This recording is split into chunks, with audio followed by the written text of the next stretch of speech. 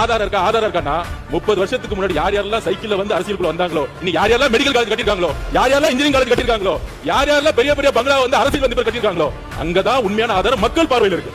மக்கள் தேர்தல் அரசியலில் தூக்கி எறிவார்கள். இதுதான் ஊழல், இதுதான் ஊழல். இந்த ஊழல் சாம்ராஜ்யத்தை ஒழிக்கிறதுக்கு ஆதாரம் தேவையில்லை, மக்களே முடிவெடுப்பாங்க. நீங்க உட்காருங்க, நான் பேசுறேன், உட்காருங்க, இடத்துல உட்காருங்க. பொதுப்பணித்துறை அமைச்சர் அவர்கள் யாரு பேருமே குறிப்பிடல. குறிப்பிடாத போது ஏன் நீங்க எல்லாருமே எழுந்திருக்கிறீங்க? எதுக்கு நீங்க இதை பத்தி பேசுறீங்க?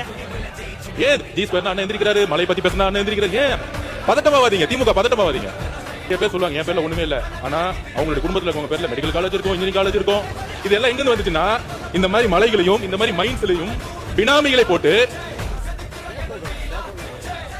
குறிப்பிட்ட பேரை சொன்னாரா, கட்சியை சொன்னாரா? எதுவுமே சொல்லல. ஒரு திரைப்பட காட்சியில சூனாபனா வந்து ஆட்ட திருடர் பத்தி கேட்டா அவரு பதறுவாரு, ஐயோ ஐயோன்ட்டு. அவர் யார் பேருமே சொல்லல.